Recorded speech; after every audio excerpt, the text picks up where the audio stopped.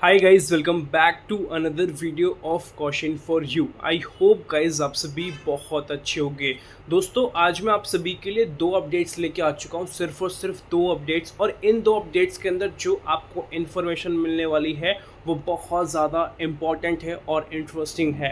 तो वीडियो को शुरू से आखिर तक देखोगे तभी समझ में आएगा। वीडियो को हम लंबा नहीं खींचेंगे, हम शॉर्ट में सारा कुछ एक्सप्लेन करेंगे, तो वीडियो को शुरू से आखिर तक देख लेना। एक रिक्वेस्ट करना चाहूँगा, वीडियो पर लाइक कर देना क्योंकि इससे मोटिवेशन मिलता है, क्योंकि आपके लिए प्रॉपर वीडियो फ्री रहती है, बट एक लाइक आप करते हो तो ये जो मेहनत हम करते हैं उसको बेसिकली एक पुश मिलता है कि आपके लिए हम और बेहतर कंटेंट क्रिएट कर पाएँ। तो अब हम वीडियो को स्टार्ट करते हैं।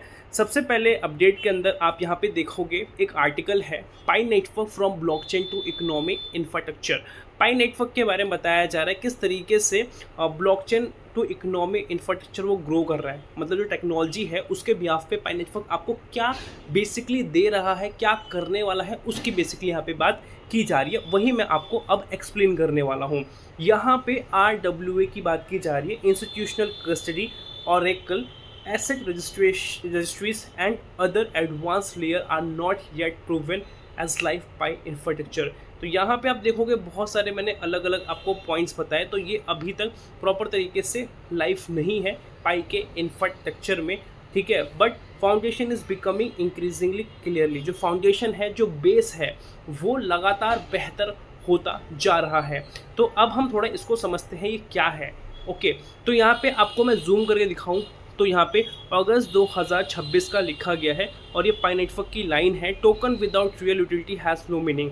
टोकन होगा, ठीक है, बट अगर वो रियल यूटिलिटी की तरफ काम नहीं करता, मतलब जो लोगों की नीड्स है उसकी तरफ काम नहीं करता, तो कोई फ़ायदा नहीं है। और हम जो बिल्ड कर रहे हैं रियल यूटिलिटी के हिसाब से चीज़ें बिल्ड कर रहे हैं, जो कि पहली प्रायोरिटी हमारी यही है। उसके बाद ये जो इकोनॉमी इंफ्रास्ट्रक्चर है इसी के अराउंड हमें देखने को मिलता है, ये पाई नेटवर्क का है।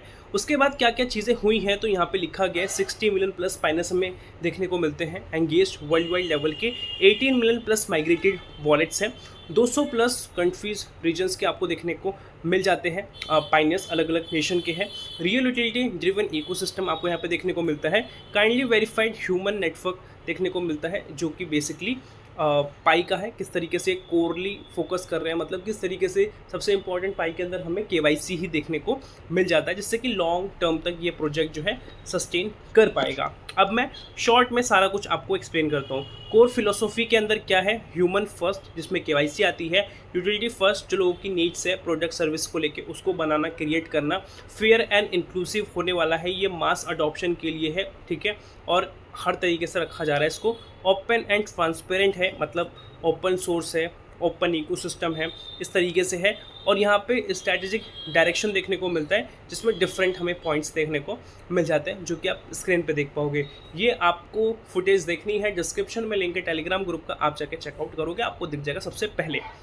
अब उसके बाद पाई नेटवर्क के आर्किटेक्चर, ठीक है, स्टेक की बात की जाती है। इसके अंदर बेसिकली क्या होता है, इसमें भी डिफरेंट पॉइंट्स होते हैं।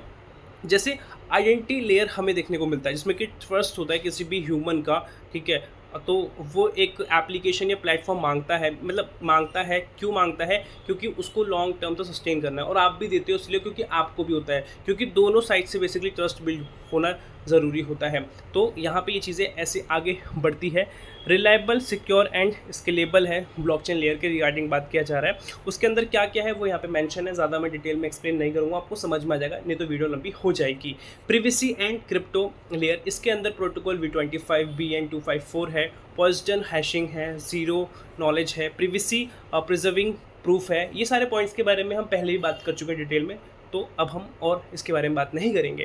एप्लीकेशन लेयर के अंदर पाई ऐप का स्टूडियो है, जो रियल यूटिलिटी और इनोवेशन पे काम करता है। एसेट लेयर के अंदर आपको डिजिटल एसेट देखने को मिलती है, वो भी रियल यूटिलिटी के ऊपर होती है। लिक्विडिटी लेयर के अंदर आपको लिक्विडिटी एंड प्राइस डिस्कवरी देखने को मिलता है। इकोनॉमिक लेयर के अंदर आपको रियल इकोनॉमी एक्टिविटी देखने को मिलती है, जिसमें पेमेंट्स होता है, जो भी अलग अलग प्लेटफॉर्म पे आप ऑनलाइन या ऑफलाइन देखते हो। डिसेंट्रलाइज्ड फाइनेंस का मैकेनिज्म होता है, इसमें आर्टिफिशियल इंटेलिजेंस और ह्यूमन टास्क देखने को मिलता है डिजिटल इकोनॉमी के बिहाफ पे। ओके। उसके बाद आपको यहाँ पे इंटीग्रेटेड इकोसिस्टम देखने को मिलता है रियल वर्ल्ड डिजिटल इकोनॉमी के हिसाब से, जिसके अंदर की कंपोनेंट्स के अंदर आपको स्मार्ट कॉन्ट्रैक्ट इंफ्रास्ट्रक्चर देखने को मिलता है, पाई लॉन्च पैड है, लिक्विडिटी एंड डेक्स है, पाई पेमेंट्स है, एआई ह्यूमन इंफ्रास्ट्रक्चर है और कंप्यूटिंग नॉट्स है, ठीक है। उसके बाद अंडर डेवलपमेंट के अंदर क्या क्या है वो यहाँ पे पॉइंट्स लिखे गए हैं। Future potential RWA institution layer के अंदर क्या है वो यहाँ पे लिखा गया है, और यहाँ पे जर्नी टू फार क्या क्या है वो यहाँ पे प्रॉपर तरीके से लिखा गया है, जो कि आप स्क्रीन पे देख पाओगे।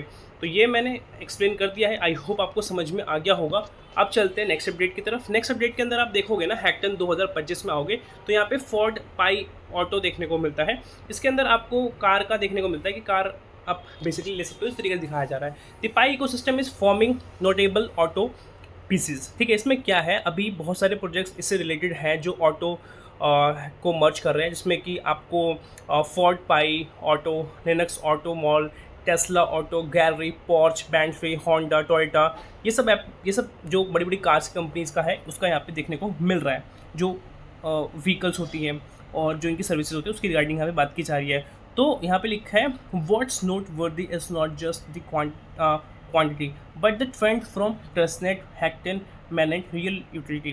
तो यहाँ पे जो बताया जा रहा है कि जो क्वालिटी है उस पर बेसिकली बात करने की बात की जा रही है, बट अभी तक ये प्रॉपर तरीके से प्रूवन नहीं है, अभी इन्होंने स्टार्टिंग ही करी है। तो इसमें क्या है, एक टेस्टनेट होता है, एक हैकटन होता है, फिर मैनेट में आता है, फिर रियलिटी तक ये पहुँचता है, तो टाइम लगता है इसमें। तो अकॉर्डिंग टू पाई डॉक्यूमेंटेशन के हिसाब से 215 मैनेट एप्लीकेशंस अभी तक हो चुकी हैं, जो पार्टिसिपेट भी कर चुकी हैं, अच्छा खासा परफॉर्म भी कर रही हैं, और 100 से प्लस हमें देखने को मिल रही है।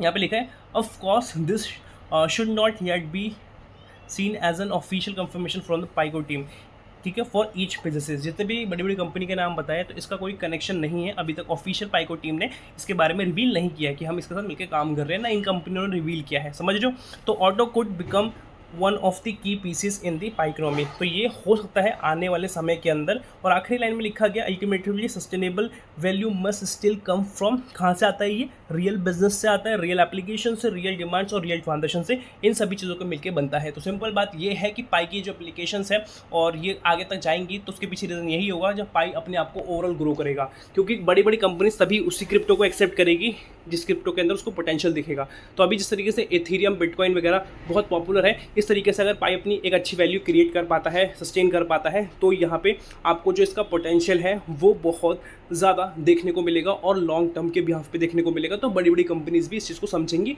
और एक्सेप्ट करेंगी। ये चीज़ आई होप आपको समझ में आई होगी। तो अभी आपको ज़्यादातर अपने नॉलेज पे काम करना है, क्योंकि अभी पाई का वैल्यूएशन बिल्कुल ना के बराबर हो चुका है, और मैं भी इस चीज़ से डिसअपॉइंट हूँ कि पाई का जो वैल्यू है थोड़ा तो इंप्रूव होना चाहिए, जिससे कि फाइनेंस का जो मोटिवेशन है बेसिकली वो बना रहे, लगातार यहाँ पे लोग जुड़े रहें, तभी ये चीज़ आगे बढ़ेगी। क्योंकि पाइको टीम वालों को ये चीज़ समझ में आ रही है कि वैल्यूएशन इतना डाउन करना कोई सही बात नहीं है, क्योंकि इतना ज़्यादा आप इन्वेस्टमेंट कर रहे हो, इतना ज़्यादा आप चीज़ों को बढ़ा रहे हो, नई नई चीज़ों को अपडेट कर रहे हो, बट जो कोर होता है, जो सबसे इम्पॉर्टेंट होता है, वो उसकी वैल्यू होती है। अगर वही नहीं होगी सही तरीके से, उस पर काम नहीं किया जाएगा, तो कोई भी बेनिफिट नहीं होगा। मैं मानता हूँ लॉन्ग टर्म प्रोजेक्ट है, टाइम लगता है, बट एटलीस्ट जो वैल्यू पे आपने लॉन्च किया था उससे ज़्यादा तक आज होना चाहिए था ना, क्योंकि $3 के आसपास पे था। आज के टाइम पे 10-15 भी होता तो लोग बहुत पॉजिटिवली बिलीव करते, बट अभी क्या है, बिल्कुल ना के बराबर का ही हो चुका है, आधा का भी नहीं है, ठीक है, $1.5 $1 उसके आसपास भी नहीं है, 0.4 0.3 भी था तो लोग देखते थे, बट अब तो बिल्कुल 0.0 समथिंग में आ गया है। तो प्लीज़ इस चीज़ को समझना चाहिए पाइको टीम वालों को, और जितना हो सके आप इस वीडियो को शेयर करो अगर आपको लगता है कि पाइको टीम को वैल्यूएशन पे इम्प्रोवाइजेशन करना चाहिए, क्योंकि सारी चीज़ों पे आप कर रहे हो ठीक है, बट सबसे कोर चीज़ पर नहीं करोगे तो लोगों का जो ट्रस्ट है, कंसिस्टेंसी है, या लोगों का जो आपको लेके एक लॉन्ग टर्म विजन लेके चल रहे हैं लोग, वो लूज़ करेंगे, और वो पाइको टीम वालों को दिख भी रहा होगा। तो प्लीज़ इस चीज़ पे आप ध्यान रखें, ठीक है, पाइको टीम वालों को बोल रहा हूँ, और जितना हो सके आप वीडियो को शेयर करें, जिससे कि ये वीडियो आगे तक पहुँचे। अभी के लिए रखते हैं इतना ही, मिलते हैं अगली वीडियो के साथ, तब तक के लिए जय हिंद, वंदे मातरम।